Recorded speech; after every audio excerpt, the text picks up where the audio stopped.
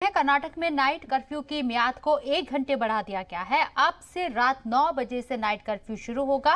केरल और महाराष्ट्र से मुतसिल नजदीकी जिलों में वीकेंड कर्फ्यू लगाया जाएगा। सीएम ने कहा है कि 13 अगस्त से 9 से 12 तक की क्लास तक के स्कूलों को मरहलेवार तरीके से खोला जाएगा। इसके साथ ही अगस्त के आखिर तक हालात का जायजा लेने के बाद प्राइमरी स्कूल को खोलने पर फैसला लिया जाएगा।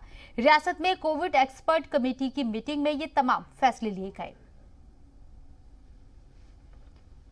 Situation has been discussed in the experts committee meeting, and we have taken a decision that night curfew will be preponed by 1 hour throughout the state.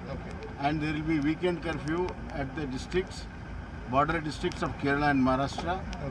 And we have decided that graded school opening will be there. First, 9th, 10th, 11th, 12th will be opened around 23rd with all COVID norms, and details will be given by the orders. And we will review the whole situation at the last month of August, and we will decide about the primary education, opening of primary education.